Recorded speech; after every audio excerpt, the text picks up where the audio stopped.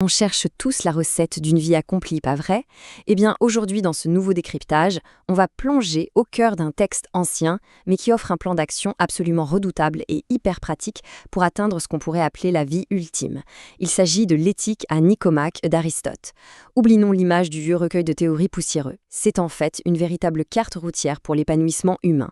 L'énergie et la logique qu'Aristote déploie ici sont tout simplement fascinantes. Alors on ne perd pas une seconde de plus et on se penche sur la façon dont ce grand philosophe envisageait la construction de la meilleure existence possible.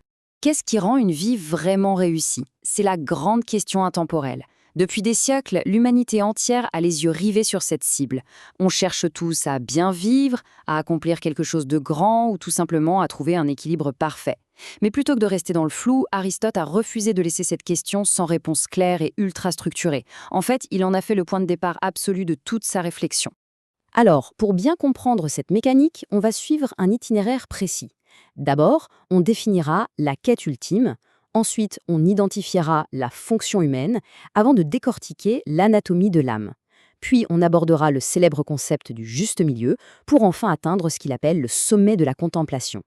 Allez, on attaque direct avec notre première étape, la quête ultime, cet step, le but profond qui se cache derrière chacune de nos actions.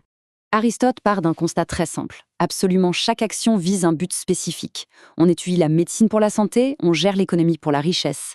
Mais cette chaîne d'objectifs ne peut pas s'étendre à l'infini. Si c'était le cas, nos désirs deviendraient infinis et au bout du compte complètement vides. Imaginons un archer. S'il ne sait pas où est sa cible, il va juste tirer ses flèches dans le vent. Pour l'être humain, c'est pareil. On doit connaître notre but final et absolu pour donner un sens, une direction claire à tous nos efforts du quotidien. Et c'est là que ça devient super intéressant. Parce qu'on se trompe très souvent de cible. C'est fou le nombre de fausses pistes qu'on suit. On a tous en tête ces fausses idoles courantes, la richesse par exemple. Mais l'argent n'est qu'un outil pour acheter autre chose. Personne ne veut accumuler des pièces juste pour le plaisir de les regarder. L'honneur ou la célébrité, c'est ultra fragile, car ça dépend entièrement des autres. Ça peut disparaître en un clin d'œil. Quant au plaisir purement corporel, ça réduit l'existence à quelque chose de très éphémère. Face à tout ça, Aristote oppose la seule fin ultime, celle qui est stable et véritable, le vrai bonheur. Ce bonheur véritable, dans le texte, porte un nom bien précis, le souverain bien. Et la règle d'or pour s'assurer qu'on a bien affaire à lui est très stricte. C'est une fin parfaite et autosuffisante. Qu'est-ce que ça veut dire? Ça veut dire qu'on choisit ce bonheur uniquement pour lui-même. Bien sûr, avoir la santé, de bons amis, un peu de confort financier, ce sont de très bonnes choses. Mais au final, on les cherche pour quoi faire? Pour être heureux. Le souverain bien, lui, ne sert de tremplin vers rien d'autre. C'est le sommet absolu.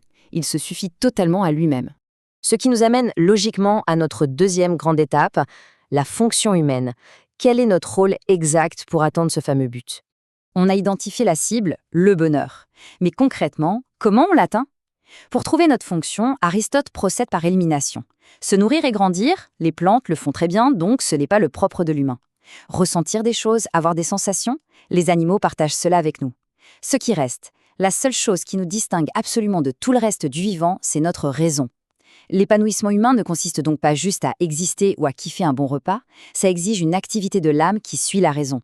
Et pas seulement de l'avoir cette raison, mais de l'utiliser de manière excellente, de manière vertueuse. Et c'est là qu'on doit ouvrir le capot et regarder comment le moteur fonctionne. Avec la troisième partie, l'anatomie de l'âme. L'âme, selon Aristote, est séparée en deux grandes zones. D'un côté, on a la partie rationnelle, l'intellect, la sagesse, celle qui pense et qui juge, et de l'autre, on a la partie irrationnelle.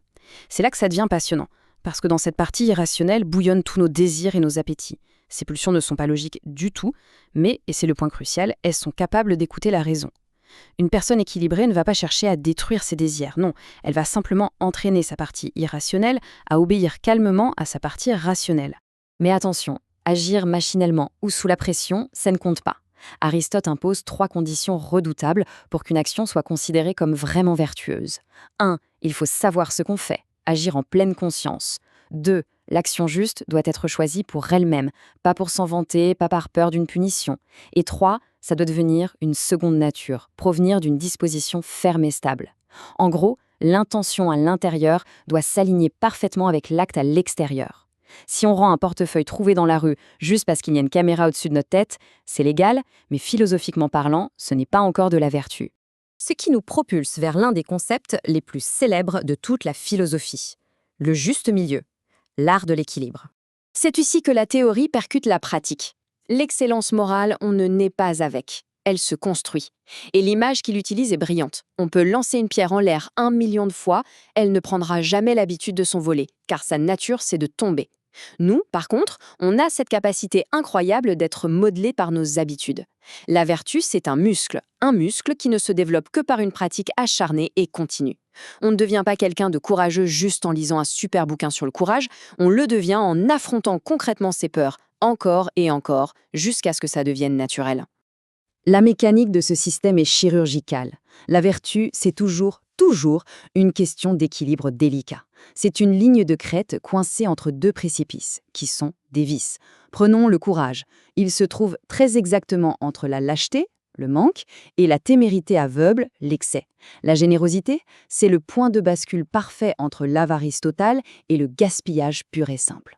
En faire trop est un échec, n'en faire pas assez l'est tout autant. Mais attention, il y a une subtilité monumentale dans cette approche.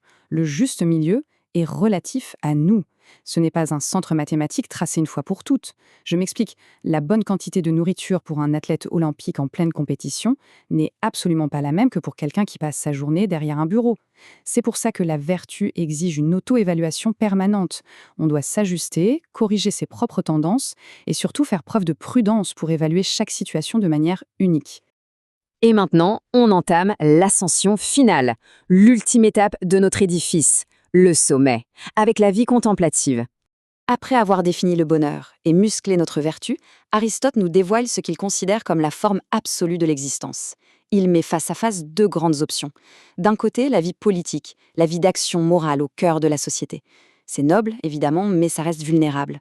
Pourquoi ? Parce que pour être généreux, il faut de l'argent. Pour faire preuve de courage, il faut des dangers. Ça dépend donc énormément de la chance, du hasard, des biens matériels. De l'autre côté, il y a la vie contemplative. Celle-ci, elle repose purement sur notre intellect. Elle est autonome, continue et ne dépend pas des montagnes russes de la fortune ou des autres personnes. Si on résume la logique d'Aristote, on comprend tout de suite pourquoi l'exercice de l'intellect rafle la mise. D'abord, c'est l'activité la plus continue dont on soit capable. Ensuite, elle apporte un plaisir pur, qui n'est pas gâché par la douleur d'un manque. Et surtout, il considère l'intellect comme notre étincelle la plus divine. Quand on y pense, les dieux n'ont pas besoin de signer des contrats commerciaux ou de s'entraider dans des guerres. Leur bonheur parfait réside dans la contemplation pure. Donc se rapprocher de cet état par la pensée, c'est carrément toucher au divin. Ce qui nous amène à cette phrase incroyable qui boucle la boucle. Le bonheur est une activité de l'âme conforme à la vertu, accomplie dans une vie complète et sa forme la plus parfaite est la contemplation. Littéralement, tout est dans cette phrase. L'activité de l'âme, cet effort continu qu'est la vertu forgée par l'habitude. Le fait qu'une seule bonne journée ne suffit pas, comme on dit, une hirondelle ne fait pas le printemps. Et enfin, ce sommet intellectuel. C'est le chef-d'œuvre achevé de l'éthique à Nicomaque. Mais après avoir exploré tout ce cheminement brillant, on est en droit de se poser une vraie question. Cet idéal antique, ce sommet d'une vie purement intellectuelle, presque coupée des besoins matériels et de la validation sociale, est-ce que c'est seulement envisageable dans notre monde moderne ultra connecté et frénétique ? Le plan d'Aristote est sans doute l'un des plus solides jamais pensés, mais l'appliquer au quotidien reste un défi colossal qui donne vraiment à réfléchir. Un immense merci d'avoir suivi ce décryptage avec nous. Le défi maintenant, c'est d'essayer de viser juste et de muscler un peu plus notre excellence morale tous les jours.